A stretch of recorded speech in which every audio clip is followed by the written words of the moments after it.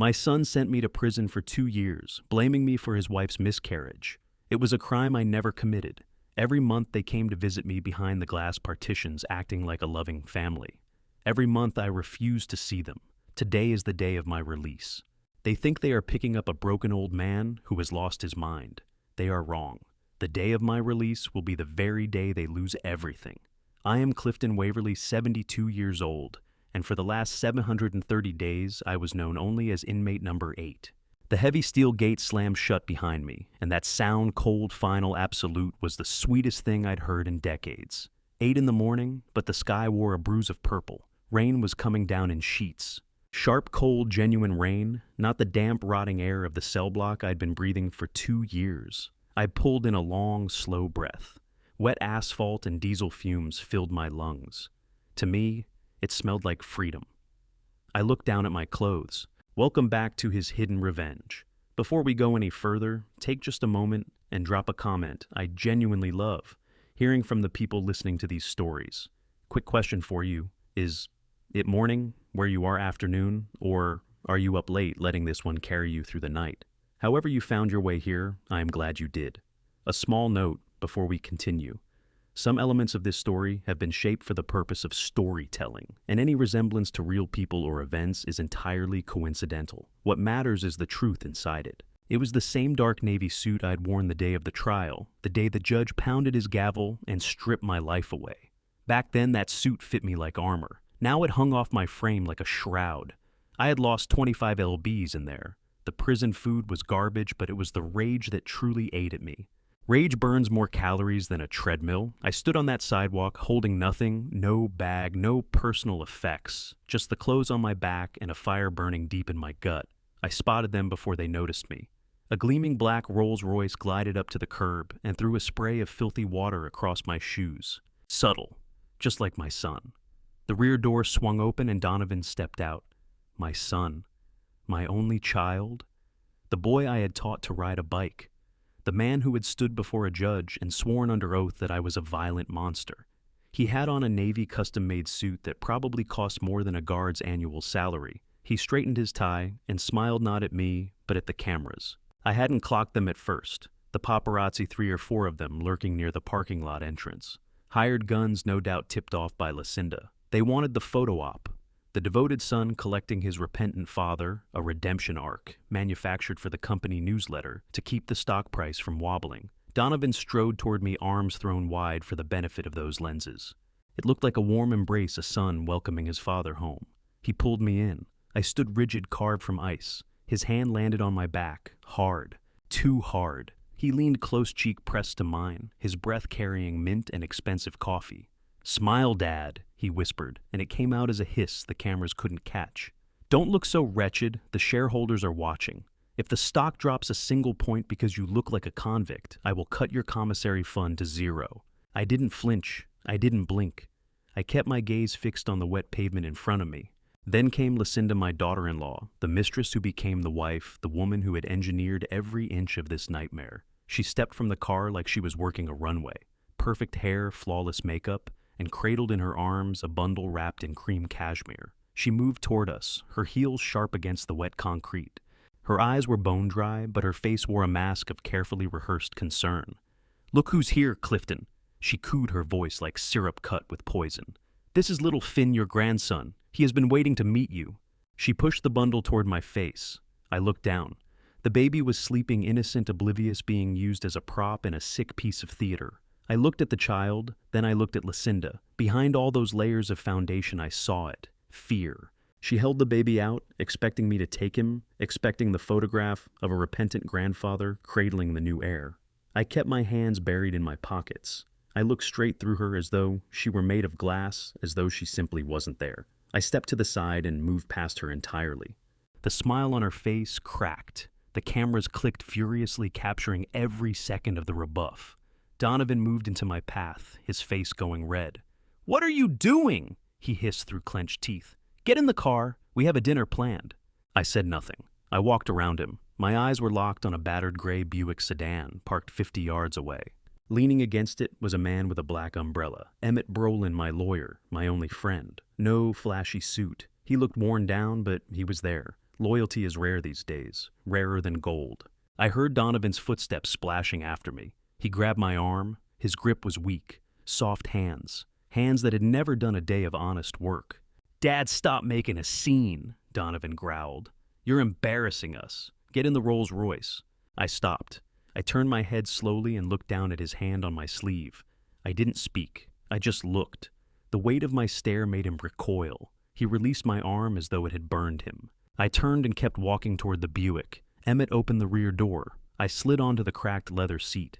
It smelled of old tobacco and paper. It smelled like safety. As Emmett pulled the door shut, I heard Donovan lose it completely behind me. The mask had dropped. "You're a crazy old man," he shouted, his voice breaking apart. "You have nowhere to go. The house is mine. The company is mine. You have nothing. Do you hear me? You are homeless." I watched through the rain-streaked window as he stood there in that expensive suit getting soaked to the bone. Lucinda was tugging at his arm, angling her face away from the cameras. I settled back and let my eyes fall shut. "I'm not homeless," I murmured to myself as the engine turned over. "I'm just on a business trip, and I am coming to take it all back." The interior of the battered gray Buick smelled exactly as I remembered, old leather peppermint and the faint dusty trace of legal briefs that had been riding in the back seat far too long. Emmett Brolin said nothing as he eased away from the curb. He steered through the driving rain, his knuckles pale against the wheel. I watched the side mirror. The gleaming black Rolls-Royce and the cluster of reporters shrank and then dissolved into a gray smear against the prison walls. For the first time in 2 years, the air reaching my lungs carried no trace of industrial disinfectant or despair. Emmett cleared his throat. He looked older. The creases around his eyes had deepened, and his hair, salt and pepper when I went in, had gone nearly white. I recognized that look. It was the look of a man who had been holding back an avalanche with a plastic spoon. "You look terrible," Emmett said, his eyes cutting to the rearview mirror. "I feel fantastic," I lied. Every bone in my body ached, and the suit hung off me like it was draped over a skeleton, but my mind was sharper than it had been in years. Prison does that. It strips away every distraction. No golf rounds, no board meetings, no charity galas. Just time. Time to think, time to hate, time to plan. "Tell me the damage," I said, cutting straight to it. Emmett exhaled. He reached into his briefcase on the passenger seat and drew out a thick manila folder, passing it back without turning around. "It's bad," he said quietly. "Worse than we thought."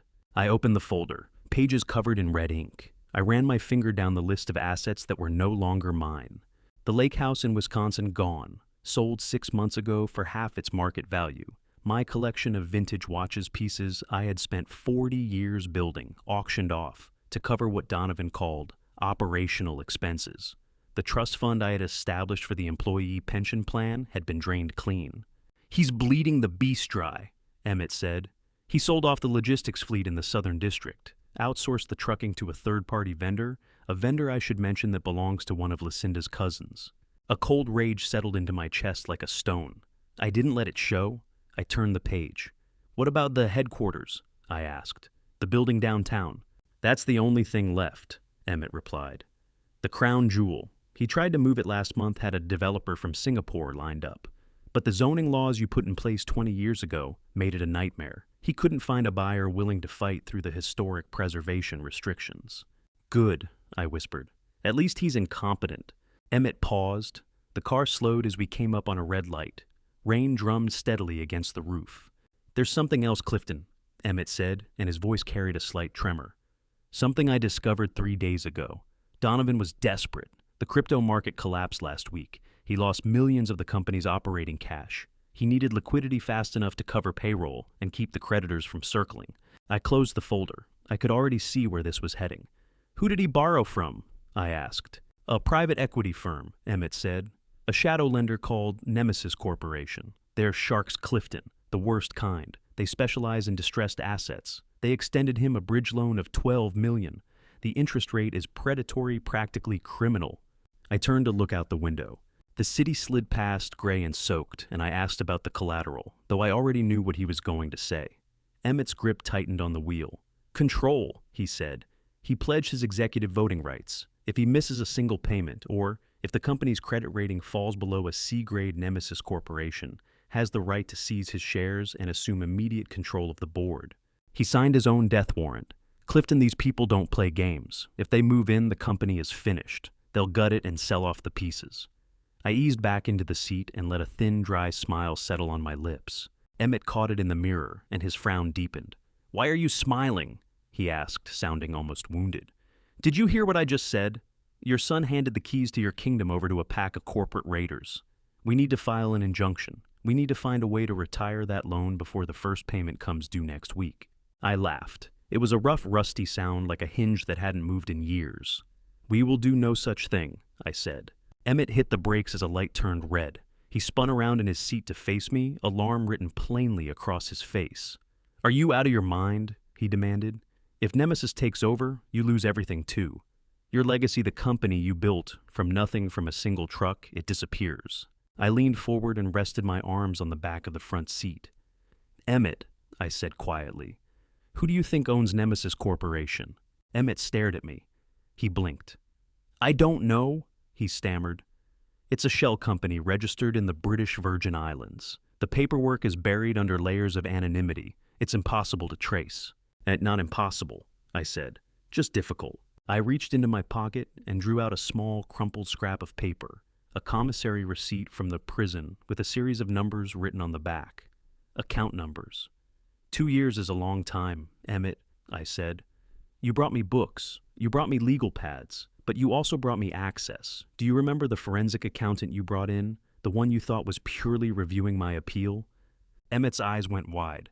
"I had him establish Nemesis Corporation 6 months ago," I continued. "I liquidated my offshore accounts, the ones Donovan never knew existed, the emergency fund Rosalind and I set aside for a rainy day." I glanced out at the downpour. "It seems it's raining today." "You," Emmett breathed, "you are Nemesis." I nodded.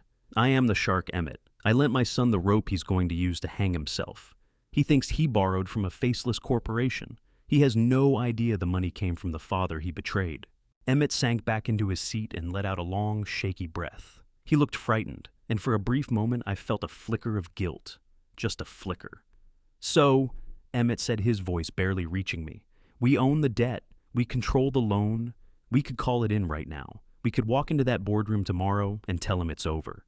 I shook my head. "No, not yet." "Why not?" Emmett asked. "Why wait?"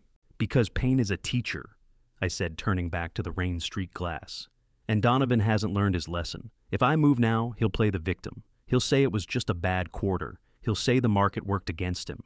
He needs to believe he's safe. He needs to think the Nemesis money rescued him." I paused and watched a single raindrop crawl slowly down the window. "Let him spend it," I said. "Let him buy Lucinda another diamond necklace. Let him think he's won. Let him climb higher, Emmett. Because a fall only kills you if you've got far enough to drop. When he feels untouchable, when his arrogance peaks, that's when we trigger the default clause. That's when I take it all back." Emmett turned back to the wheel. The light went green. He put the car in gear, but his hands weren't entirely steady. "You are a frightening man, Clifton," he said. "I was a decent man once," I replied. "But decent men don't survive in prison, and they certainly don't survive in this family." I settled back and shut my eyes, picturing the expression on Donovan's face when the hammer finally came down. It would be beautiful, tragic but necessary.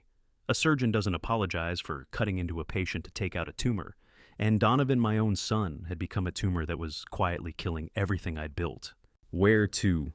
Emmett asked, his voice returning to its professional register. I opened my eyes. The fire in my gut was burning hotter than ever. "Take me home," I said. "Take me to the mansion. I want to see what they've done to my house, and I want them to see that the ghost has come back to haunt them." Emmett nodded and swung onto the highway.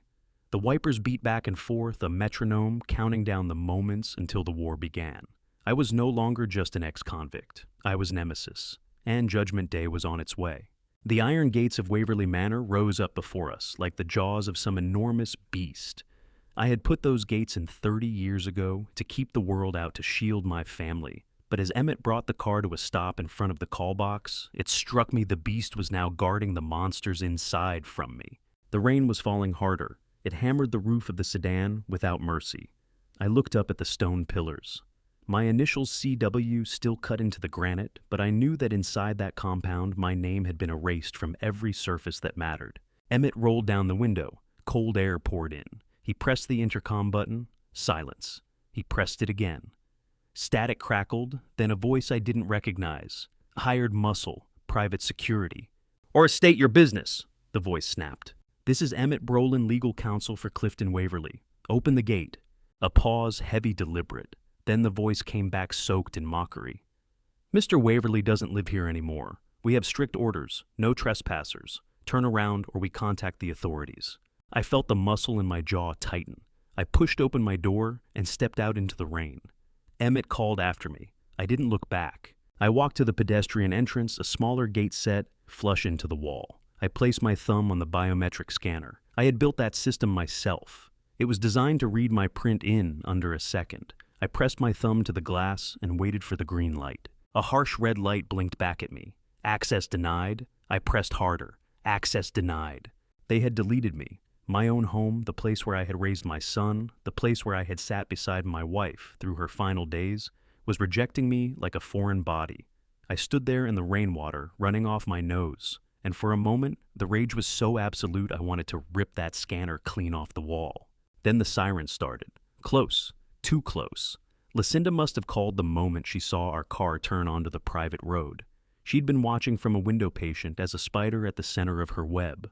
Blue and red lights strobed across the wet asphalt as two patrol cars screeched to a stop behind Emmett's Buick. Doors flew open. 4 officers climbed out, hands hovering near their holsters. I turned to face them slowly.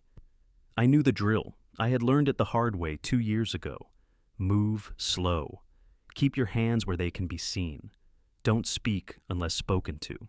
"Like step away from the gate," the lead officer shouted, young, tense, and dangerous for it. "Hands in the air now." I raised my hands. The rain soaked through my shirt and pressed cold against my skin. "I am not armed," I said, keeping my voice level, a deliberate contrast to the storm raging inside me. "This is my house. We have a 911 call reporting an attempted break-in and a violation of a restraining order," the officer barked, closing the distance. "Turn around, hands on the wall." I complied. I felt the stone cold and rough against my palms. The officer patted me down with hard, impersonal hands. I looked up toward the house. The front door opened and Lucinda stepped out onto the porch, sheltered beneath the wide overhang. The tearful act was gone. She was pointing. "That's him," she shrieked, her voice cutting through the wind. "He's dangerous. He threatened to kill us if we didn't let him inside. He's violent. Arrest him." Then above her, the French doors on the second-floor balcony swung open. Donovan stepped out. He held a crystal tumbler in one hand, swirling the amber liquid with an easy, unhurried motion. He looked down at me, pinned against the wall of my own home by the police, and he smiled. It was a smile of pure, unadulterated triumph. "Officers, remove the trash," Donovan called down from the balcony, his voice carrying a slight slur. "He's trespassing on private property, and he's a convicted felon. We don't feel safe." The officer yanked my wrist and pulled it behind my back. I felt the cold metal of the handcuffs graze my skin. That clicking sound, it lived in my nightmares. I shut my eyes. Was this how it ended back in a cell before I'd spent a single night as a free man? "Wait." The word came out sharp and commanding. Emmett stepped out of the car, holding a binder above his head, indifferent to the rain destroying his suit. "Officer, if those cuffs go on him, you will be looking at a lawsuit for wrongful arrest and civil rights violation before sunset." The officer froze one cuff already dangling from my wrist. He glanced at Emmett, then up at Donovan, then back at me. "Who are you?" the officer asked. "His attorney," Emmett said, striding forward with a confidence that made the officers instinctively give ground. "And you are acting on false information. My client is not trespassing. He is home." Donovan laughed from the balcony, a hollow, brittle sound. "Don't listen to him," he shouted. "I hold the deed. The title is in my name. I have the paperwork. That old man has no rights here." Emmett didn't look up. He walked straight to the lead officer and opened the binder to a page flagged with a yellow sticky note. He pressed his finger to the paragraph. "Read this," he said. The officer squinted against the rain, his lips moving as he worked through the text. Then he stopped. He leaned closer, looked up at the house, and back down at the page. "What does this mean?" "It's a life estate clause," Emmett said, pitching his voice loud enough to carry to the balcony. "When Clifton's late wife, Rosalind Waverly, transferred the property title to the trust that Donovan now controls, she included a non-negotiable stipulation clause, 4A. Regardless of ownership, title, or transfer, Clifton Waverly retains the exclusive irrevocable right to reside in the primary master suite of this property for the duration of his natural life. That right cannot be severed by sale, transfer, or familial dispute. I lowered my hands. The officer didn't stop me. It means, Emmett continued snapping the binder shut, that while Donovan may own the bricks and the mortar, Clifton owns the right to stand wherever he pleases inside those gates. If you arrest him for trespassing, you are arresting a man for standing in his own living room. The silence that followed was substantial, nothing but rain and a low roll of distant thunder. I turned and looked up at the balcony. Donovan's smile was gone. He had both hands on the railing, gripping it so hard I thought the wood might give. Lucinda had gone quiet on the porch, standing perfectly still, her mouth slightly open. "Officer," I said, smoothing the water off my lapel, "I'd like to go inside and dry off. My son appears to have forgotten the gate code. Would you mind asking him to open it, or should I move forward with charges for illegal eviction?" The officer studied me, then looked at the document again. He unclipped the loose cuff from my wrist. He was irritated not with me, but with the whole situation. He tilted his face toward the balcony. "Mr. Waverly," he called up. "Open the gate." "What?" Donovan shouted back. "No, he's dangerous." "The document is valid, sir." The officer replied, his hand resting on his baton. "Open the gate, or we cut the lock, and I cite you for obstructing a resident's legal access. Don't make me come up there." Donovan slammed his glass down on the railing. It shattered, sending fragments raining onto the patio below. He wheeled around and stormed back inside, leaving the balcony doors hanging open. A moment later, the red light on the scanner turned green. The heavy iron gates groaned and began to swing wide. I nodded to the officer. "Thank you for your service." I walked past the security booth. The hired guard kept his eyes on his phone, making himself invisible. I started up the long, winding driveway on foot. I wanted to walk. I wanted them to hear my footsteps coming. The landscaping was unrecognizable. My roses were gone, torn out, and replaced by sharp-edged hedges that looked cold and severe. The fountain at the center of the circular drive sat dry, choked with dead leaves. Neglect was everywhere. Donovan wanted the prestige that came with the mansion, but had no patience for what it cost to keep it. Emmett pulled the car up slowly behind me. I kept walking. I reached the front porch. Lucinda was still there, arms folded tightly across her chest. Her eyes were moving, calculating, hunting for a fresh angle, a new weapon. But she'd played her strongest card, and I had beaten it. I climbed the steps, 1, 2, 3. I stopped directly in front of her. She smelled of expensive perfume, and something underneath it, fear. She tried to hold my stare, tried to resurrect that arrogant sneer she'd worn in the courtroom. It didn't hold. Her eyes dropped. "You cannot stay here," she hissed, her voice unsteady. "We will make your life a living hell. You'll wish you were back in prison." I looked past her through the open front door.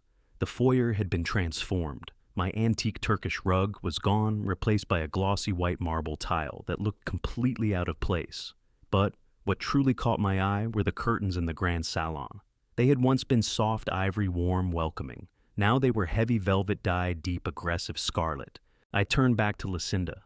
I stepped close enough to whisper, just close enough to make her flinch. "I spent 2 years in hell, Lucinda," I said softly. "I found it quite comfortable." I moved past her, my shoulder catching hers, nudging her back a half step on her heels. I crossed the threshold. The air inside was warm but stale, the kind of air that hadn't been properly lived in. I turned back for one final look before closing the world outside behind me. "I see you redecorated," I said, nodding toward the salon. "Change the curtains to red." Lucinda glared at me, both hands balled into fists. "So what?" she spat. Then I smiled. It was the first genuine smile I'd managed all day. "Good choice," I said. "The color of blood suits you." I turned and moved toward the staircase, leaving her standing in the cold, wet wind. I was inside. The enemy was behind the same walls I was, and the hunt had officially begun. The silence inside the manor was nothing like the quiet I remembered. It was suffocating, the kind that settles in before a tornado makes landfall. My footsteps echoed on the marble floor as I moved down the hallway. My shoes were still wet from the rain, leaving faint muddy impressions on the new flooring. I didn't care. I passed the living room and turned straight toward the east wing, my sanctuary, my study, the room where I had grown Waverly Logistics from a single truck into an empire, where I had smoked cigars with senators and put my name on contracts that reshaped this city's skyline. I reached the double oak doors, closed. I reached for the brass handle, bracing for the familiar weight of the heavy wood. The door swung open far too easily, too light, too hollow. I stepped inside and went completely still. Gone, all of it. My mahogany desk, the one hand-carved in Italy, had vanished. The walls, once lined with floor-to-ceiling bookshelves packed with first editions and legal encyclopedias, had been stripped bare and painted a harsh clinical white. The smell of old paper and rich tobacco had been scrubbed away and replaced by the sharp bite of rubber and lemon disinfectant. Mirrors. They had lined every wall with mirrors. I stared at my own reflection, a gaunt, gray-haired man in an ill-fitting suit standing in the middle of a nightmare. Where my leather armchair had lived, a high-tech treadmill now hummed. Where I had once reviewed quarterly reports, there was a rack of dumbbells and a yoga mat. They had turned my war room into a gym, Lucinda's gym. A white towel thrown carelessly over a weight bench caught my eye. I walked over and picked it up. It reeked of her perfume, cloying and sweet. I dropped it on the floor and wiped my hand against my trousers. A burning pressure built behind my eyes and settled deep in my chest. This was not merely disrespect. It was erasure. They were trying to remove me from the history of this house, to scrub out every trace that I had ever existed within these walls. I turned away from the mirrors. I couldn't stand to look at what had become of the room that once defined my authority. I needed to find my things, my books, my papers, but above everything else, I needed Rosalind. Rosalind's portrait. It had hung above the fireplace for 20 years, an oil painting commissioned for our 30th anniversary. She wore her favorite blue dress, her expression carrying that soft, knowing smile that had calmed my worst moments. I looked at the fireplace. The space above the mantel was bare, just a white void. A cold, sharp panic cut straight through my anger. I ran from the room. I moved faster than I had in years, ignoring the protest in my knees. I headed toward the back of the house, past the kitchen to the servants' quarters and the storage rooms. If they had thrown my life away, that was where the wreckage would have settled. I wrenched open the maintenance closet door. The smell hit me, first mildew and damp earth. I groped for the light switch. A single bare bulb stuttered to life, throwing long, restless shadows across the clutter. And there it was, piled in a corner like rubbish boxes of my files, my awards. The key to the city I had received 10 years ago lay face down in a small puddle fed by a leaking pipe. But I wasn't there for the key. I tore through the pile, flinging aside plaques and trophies. Then I spotted the corner of a gold frame. I pulled it free. My hands were shaking. It was Rosalind, but the canvas was damaged. A long scratch ran across her cheek, the kind left by careless dragging across a concrete floor. The bottom of the frame had swollen with water, the wood warping and beginning to rot. Mold was creeping into the corner of her blue dress. I sank to my knees on the cold floor. I drew a handkerchief from my pocket and began wiping away the dirt and mold with desperate, careful strokes. "I'm sorry," I whispered, my voice breaking in that empty room. "I'm so sorry, Roz. I should have been here. I should have protected you." I held the frame against my chest and sat there with it. The rage that had been burning inside me was hardening, becoming something colder, denser, unbreakable. They could have my money. They could have the company. But to treat the memory of the woman who had built this home alongside me like something disposable that wasn't carelessness. That was a declaration of war. I stayed on that floor for a long time, cleaning every inch of the frame until I'd done all I could. Then I stood composed myself, straightened my tie, and carried the portrait back toward the main house. I would not leave her in the dark. She was coming back into the light. I brought the painting into the main living room and set it carefully on a side table, leaning it against the wall. I was just brushing a speck of dust from the glass when I heard footsteps behind me, heavy, deliberate, arrogant. Well, look who's making himself at home. I turned slowly. Donovan stood in the doorway. He'd changed out of his suit into designer jeans and a polo shirt that pulled too tight across the middle. A glass of whiskey dangled in one hand. I didn't reply. I simply stood in front of the portrait, blocking it. Donovan moved into the room, his eyes sweeping the space until they found the painting. He scoffed. "I thought we got rid of that old thing," he said, taking a sip of his drink. "It clashes terribly with the new decor. Lucinda can't stand it. It's depressing." "It's your mother," I said, my voice low and even. "It's a dusty old picture," Donovan shot back, waving a hand. "Fine, keep it in your room. Just keep it out of sight." We have guests tonight, investors, people who matter. I don't want them watching my father carry on like a senile janitor hauling junk through the house. He reached into his back pocket and produced a money clip. He peeled off several bills and tossed them onto the coffee table between us. They drifted down like dead leaves. "There," Donovan said.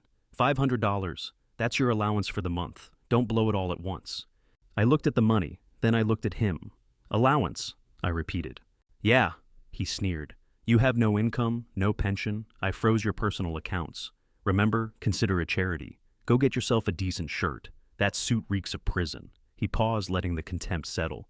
"And tonight, do me a favor. Stay in your room. Don't come downstairs. Don't embarrass me."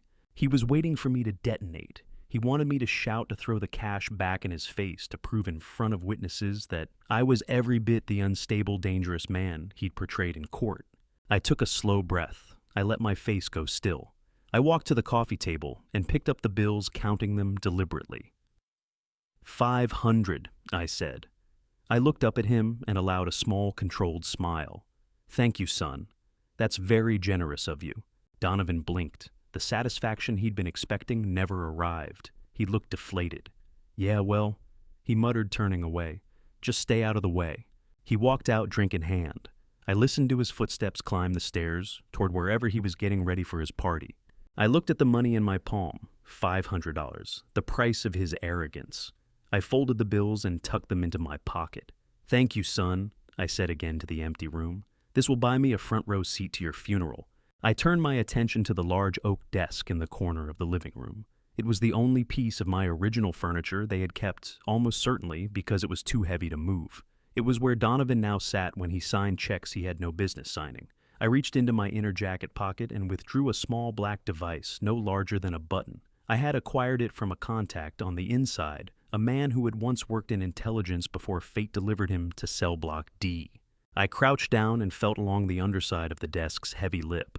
I peeled the adhesive backing away and pressed the listening device firmly into the wood, deep in the shadows, where no casual eye would ever find it. I tapped it once to confirm it was solid. "Enjoy your party, Donovan," I said quietly. "Speak up. I want to catch every lie." I rose, collected Rosalind's portrait, and headed for the stairs. The money was in my pocket. The bug was in place. The game was afoot. I was no longer just an unwanted guest in my own house. I was the spy embedded inside the enemy's camp. And tonight I would listen. I spent the next hour in the guest bathroom, scrubbing the last of the prison from my skin until it was raw. I shaved away the gray stubble, uncovering the sharp jawline that had unnerved union bosses and corporate rivals for 40 years. At the back of the cedar closet, sealed in a garment bag that Lucinda had apparently overlooked during her purge, I found it. My tuxedo. A Brioni tailored in Rome 10 years ago. A touch loose at the waist now, but with the right posture, it looked nothing like hand-me-downs. It looked like armor. I stood before the mirror. The man returning my gaze was not inmate number 8. He was not the shattered father dragged away in handcuffs. He was Clifton Waverly founder, CEO Predator. I adjusted my cufflinks gold knots I had kept hidden in the toe of an old shoe. I confirmed the listening receiver in my pocket was secure. Then I opened the door. Downstairs, the house pulsed with the sound of a jazz trio, and the low murmur of 50 voices, all working to sound more important than they were. The catering announced itself before I saw it, the rich buttery scent of brown butter and pan-seared halibut drifting up the staircase. The smell of money. I walked to the top of the grand staircase. Below, the foyer was packed with the city's elite, or at least those who badly wanted to be. I recognized faces, hedge fund managers with shaky reputations, real estate developers with a habit of cutting corners, and at the center of it, all holding court, Donovan, laughing too loudly, his face flushed from expensive scotch. Lucinda was fixed to his arm in a red dress that matched the new curtains. A diamond necklace caught the light at her throat, my mother's necklace. A spike of adrenaline moved through me, and I pressed it back down. "Stay cold, Clifton, stay cold." I began descending the stairs. I did not hurry. One step at a time, my hand trailing along the mahogany banister. The murmur of conversation in the foyer didn't die all at once. It faded in ripples, the people near the staircase first, then those clustered by the entrance, and finally Donovan himself. The jazz trio stumbled into an awkward silence, boas hovering mid-air. Donovan stood there staring up at me, his mouth hanging slightly open. He had the look of a child whose hand had just been caught in the jar. He'd been telling these people I was a senile invalid, an embarrassment tucked out of sight upstairs. He had not accounted for the return of the man who built everything they were standing in. I reached the bottom step. The crowd moved apart without thinking, opening a corridor straight to the center of the room. I walked calmly to a passing waiter, lifted a glass of champagne from his tray, and tilted it slightly in my son's direction. "Good evening, everyone," I said, letting my voice carry to the far wall without effort.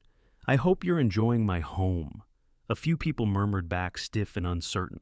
Donovan recovered first. He handed his drink off to Lucinda and crossed the floor toward me. A rigid smile stretched across his face that never touched the panic in his eyes. "Dad," he said, his voice pulled tight. "I thought you were resting. The doctor said you need sleep." I took a slow sip of the champagne. It was cheap. Donovan was skimming on the catering too, apparently. "I found myself with some energy tonight, son," I replied, looking past him toward the investors. "It would be poor manners not to welcome your guests myself. After all, I had been away on a government-sponsored sabbatical for quite some time." A nervous current of laughter moved through the room. Donovan closed his hand around my elbow, his fingers pressing in hard. "Get back upstairs!" He breathed into my ear. "You are destroying this." Before I had the chance to respond, Lucinda stepped forward. She had gathered herself. She registered the investors watching, and she recognized an opening. She let go of Donovan's arm and glided toward me, wearing an expression of theatrical sympathy. She placed one hand flat against my chest, fingers spread like a spider settling onto its web. "Oh, Clifton," she sighed, pitched just loud enough for the whole room to catch. "It is so brave of you to come down. We were just explaining to everyone how much you've struggled since the incident." She let the word float there. The incident. The agreed-upon language for the lie that had put me behind bars. The room went stone silent. The investors leaned forward, feeding on the gossip. Lucinda turned to face the crowd, her eyes glistening with manufactured tears. "You all know the tragedy our family has been through," she said, her voice quivering with practiced precision. "When I lost the baby, it was the darkest stretch of our lives." She glanced back at me. And poor Clifton. Something inside him just broke. He never meant to hurt me. We understand that now. Prison was hard on him, but we're grateful to have him home, where we can look after him, even when he gets turned around sometimes. She patted my cheek with a condescending tenderness. It was a flawless performance. In 30 seconds flat, she had cast me as a dangerous senile old man, and herself as the gracious saint who had chosen forgiveness. The investors nodded along in sympathy.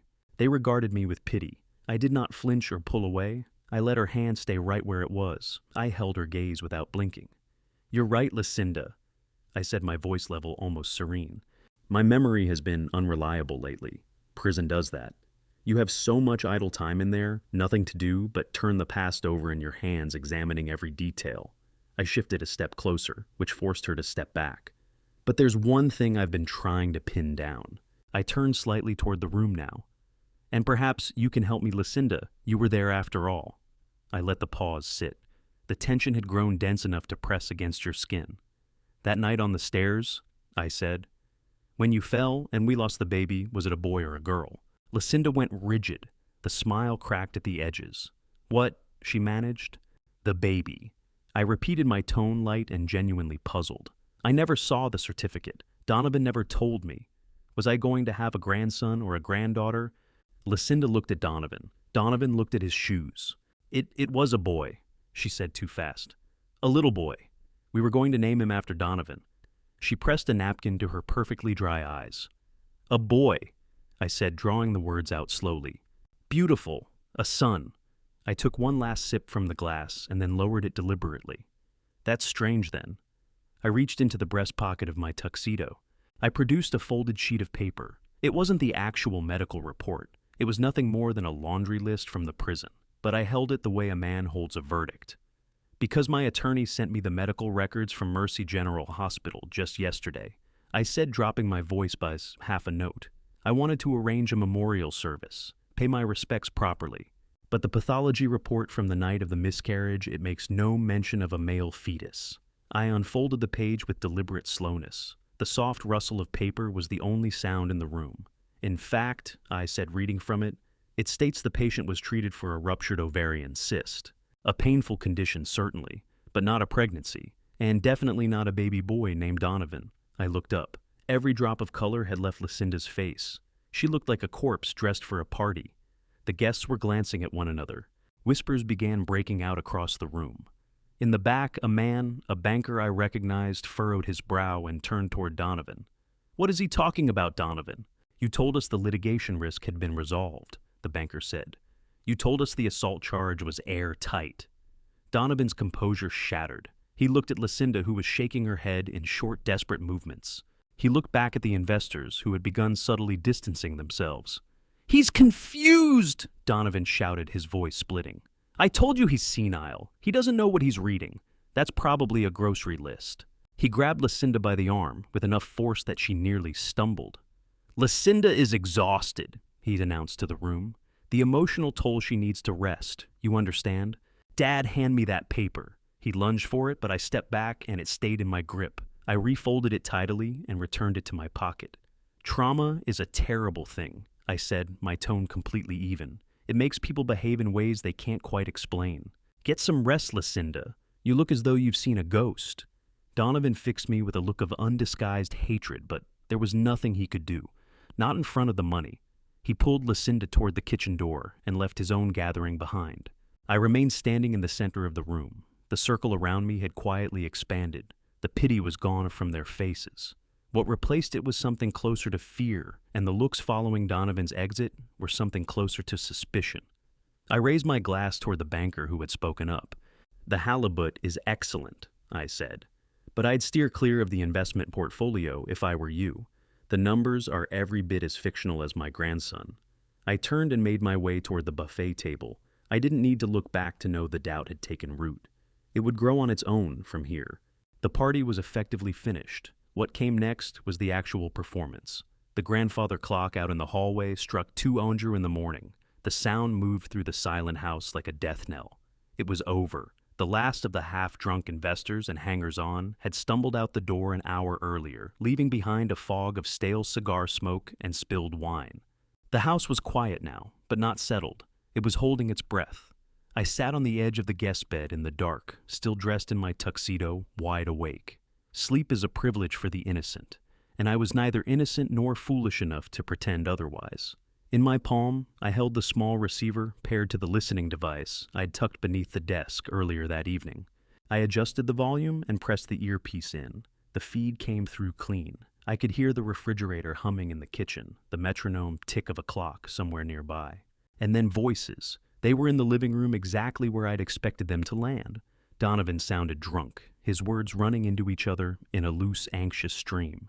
"He knows, Tiff. He knows. Did you see the way he was looking at you? Did you hear what he said about the medical report?" There was the sound of glass meeting a hard surface. Then Lucinda's voice cut through sharp and cold as a blade. She didn't sound drunk at all. She sounded like someone doing arithmetic. "He's guessing Donovan. He's throwing darts at a dark room hoping something connects. The medical report is gone. I paid the nurse to destroy the hard copies. The digital file is encrypted. He has nothing. But he has the dates," Donovan whimpered. "He has the dates wrong. He said the cyst surgery was 2 days before the fall." So what Lucinda snapped. "He's an old man who spent 2 years inside a concrete box. Nobody believes him. You watch the investors. They think he's losing his grip on reality. Stop drinking and pay attention." I listened as the leather sofa creaked beneath shifting weight. Donovan was pacing. I could picture him sweating, yanking at his collar, the way he used to as a boy whenever he'd broken something he shouldn't have. "We need more cash," Donovan said, his voice dropping toward a whisper. "The Nemesis loan. The interest payment comes due next week. I put the principal into the crypto margin call. We're underwater, Tiff. If we miss the payment, we forfeit the voting rights." I leaned forward in the darkness. This was it, the confession laid bare. "Then sell more shares," Lucinda said, as casually as if she were suggesting takeout. "Sell the Asian distribution arm. There's already an offer sitting on the table." "I can't," Donovan whined. "That's the backbone of the business. If I sell that, Dad will—" "Dad has no say." Lucinda cut him off, her voice sharpening. "Dad is a ghost. You're the CEO. And hear me clearly, Donovan. I need $50,000 by Friday." "50,000?" Donovan choked. "For what I handed you 10 grand last week." "A Finn needs things," Lucinda said. Her tone had shifted entirely. This was no longer the voice of a wife. This was the voice of someone holding a knife. The nanny needs to be paid. The private doctor needs to be paid. And I need security. If this whole thing comes apart, Donovan, I am not going down with it. You find the money, or maybe I'll take Finn and go stay with my brother for a while. You know how much the press would enjoy a story about a single mother walking out on a bankrupt CEO. Silence. The threat settled over the room like something thick and airless. She was wielding the child not as a son, but as leverage. Fine, Donovan whispered, broken. I'll call the broker first thing in the morning. I'll sell the shares. Just don't go. I pulled the earpiece out. My hand was trembling, not with fear, but with a cold, precise fury. They were planning to carve up everything I'd built to cover her greed and his incompetence. I got to my feet. The floorboards were cold against my bare feet. I had heard more than enough. The time for listening was over. It was time to become the hunter. I opened the bedroom door. The hallway was swallowed in darkness. The only light came from moonlight pushing through the high windows, throwing long skeletal shadows across the floor. I knew this house the way I knew my own breathing. I knew which boards would groan underfoot. I knew which doors crept open if they weren't latched properly. I moved without a sound, a phantom in a house that was still mine. I reached the top of the staircase and looked down into the foyer below. Empty. The living room was dark and still. Donovan had either passed out on the sofa or dragged himself up the back stairs. But then I caught at a faint thread of light flickering down the hallway that led toward my old study. Someone was in there. I came down the staircase, shifting my weight with care, keeping to the edges of each step where the old wood held its tongue. I reached the ground floor and pressed my back flat against the wall. I waited. I listened. Click, click, click, beep. A keypad. I moved closer. The study door stood slightly ajar. I put my eye to the gap. A flashlight beam sliced through the gloom and found the far wall. The mirrors lining the room caught and scattered the light, turning the space into a disorienting web of reflections. And kneeling at the center of it all was Lucinda. She was crouched in front of the wall where Rosalind's portrait normally hung, but she'd moved the painting aside. Behind it, set into the wall, was my private safe, the one I had installed 30 years ago. The one that held not money, but documents, deeds, original incorporation papers, the physical evidence from my private investigations. She was hammering numbers into the keypad with frantic fingers. 1974, beep error. 1979, beep error. Damn it, she hissed under her breath. She struck the safe with her palm. Come on, you old fool. What is the code? She was cycling through my birth year, then Donovan's birth year. She thought I was sentimental. She thought I ran on routine. I watched her for a moment. She looked wrecked. Her hair was in disarray. The red dress was rumpled and creased. Every trace of the polished socialite had fallen away, and what was left underneath was simply a thief. She punched in another code. 2121, the year they put me in prison. Beep, error. The red indicator light blinked at her like a taunt. System locked. Wait 5 minutes. She let out a low grinding sound of frustration and pressed her forehead against the cold steel of the door. It is not going to open, Lucinda, I said. My voice was barely above a whisper, but in the silence of that room, it landed like a shot. Lucinda screamed sharp, genuinely terrified, and cut herself off as she spun around. The flashlight tumbled from her hand and rolled across the floor, its beam wheeling wildly before it came to rest, pointing directly at my polished black shoes. I stood in the doorway wrapped in shadow. I did not move. I did not blink. "Who's there?" she gasped, pressing herself back until the wall stopped her. I stepped forward into the spill of light. The mirrors threw my reflection back a dozen times over, so that suddenly she was ringed by the same cold, watchful face from every direction. "It's the ghost," I said. "Clifton." She breathed, one hand pressed flat against her chest. You nearly frightened me to death. What are you doing creeping around in the dark?" I moved into the room at my own pace. I retrieved the flashlight and trained it directly on her face. She squinted and threw up a hand against the glare. "I live here," I said, quiet and final. "I could be asking you the same thing. It's 3 in the morning and you're trying to break into a safe that isn't yours to open." I was looking for my earrings," she said quickly, her eyes hunting the room for anything useful. "I think I left them in here when I was working out. I thought maybe I'd put them in the safe for safekeeping." I let out a short, dry laugh, no warmth in it at all. "You don't know the code, Lucinda," I said. "You never did. And even if you had, the safe holds nothing you came here looking for. There's no cash in it. I moved the liquid assets years ago. I took another step toward her. She was pinned between me and the treadmill now. So tell me the truth, I said, angling the beam to carve shadows across her face. What were you actually after? I leaned in until I could smell the stale champagne on her breath. Were you looking for the deed to the house? I asked. Or something else entirely? I let the silence stretch and watched her begin to shake. Were you looking for proof of your affair from 2 years ago? I murmured. Her eyes went wide. The color left her face all at once, leaving her looking gray and hollow in the harsh light. What are you talking about? She stammered, but the conviction wasn't there. The personal trainer, I said. The one with the tattoo on his neck. The one you were seeing while Donovan was at the office. The one who was actually riding the motorcycle the night of your accident. Lucinda shook her head hard. You're lying, she shrieked, but it was the sound of panic, not indignation. You're out of your mind. I reached into my pocket and held up the earpiece. I hear everything, Lucinda, I said. I hear the demands for money. I hear the threats to walk out. And now I've caught the thief at the safe. I clicked the flashlight off, returning the room to total blackness. Go on up to bed, I said from somewhere in the dark. And lock your door, not to keep me out, but because when Donovan learns what I know, he may be the one you need protecting from. I heard a sob break loose from her throat. Then the sound of bare feet slapping hard against the floor as she bolted past me out of the room and up the stairs, running as though the devil himself had his hand on her collar.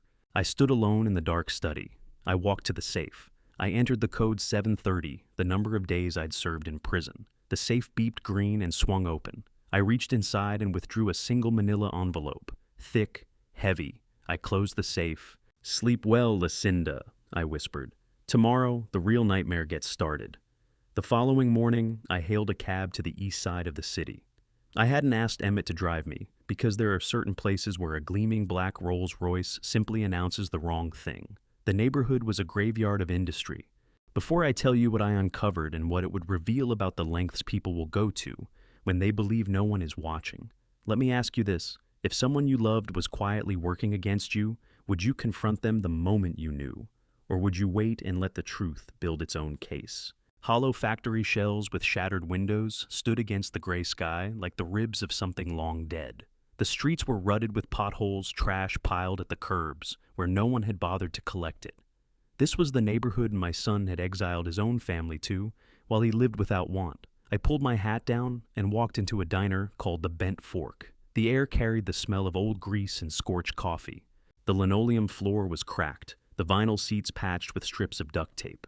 I took a booth in the far back corner, where the shadows pooled deepest. I didn't need the menu. I just watched the woman behind the counter. Nola looked a full decade older than when I'd last laid eyes on her. Her auburn hair, once bright enough to catch the light, was pulled back in a loose braid. Her uniform was stained and hung off her like it belonged to someone else. She moved with the frantic, brittle energy of a woman terrified of being let go. A truck driver grabbed her wrist as she poured his coffee and said something that made her flinch. She pulled free and produced a polite smile that stopped well short of her eyes. My heart broke clean in two. This was the woman who had made my son worth something, the woman who had given me a grandson. And she was being treated like she didn't matter. I waited until the lunch crowd thinned. When she finally made her way to my booth with the coffee pot, her eyes were on her notepad. "What can I get for you, hun?" she asked, her voice roughed down by exhaustion. "Hello, Nola," I said. She went still. The pot shook in her grip, and a few drops of hot coffee scattered across the table. She raised her eyes slowly, and when they found mine, what I saw in them was raw, undisguised terror. She took a step back, holding the pot out between us, like she might need it. "Clifton," she breathed. "Oh God, please. I don't have any money." She believed I was there to harm her. She believed I was the monster Donovan had spent 2 years telling the world about. "Sit down, Nola," I said gently, nodding toward the seat across from me. "I'm not here to hurt you." She checked over her shoulder to see if her manager was watching. Then she slid into the booth, perching at the very edge of the seat, one foot already turned toward the aisle. "They said you were locked up?" she said, her hands trembling against the tabletop. "They said you'd never get out." "I was released yesterday," I told her, "and the first thing I wanted to do was find you. And the boy, how is Cody?" The moment I said her son's name, her expression shifted. Something hard and protective moved in front of the fear. She leaned forward. "Stay away from him," she said, her voice dropping low and sharp. Donovan had been very clear. If she tried to contact the family, if she let me anywhere near Cody, he would cut the alimony. He would go for full custody. He told me you were dangerous, Clifton, she said. He told me what you did to Lucinda. I reached across the table and laid my hand over hers. She tried to pull back, but I held on gently, but without letting go. I never touched Lucinda, I said, looking straight into her eyes. Not once. And I know you didn't cheat on Donovan either.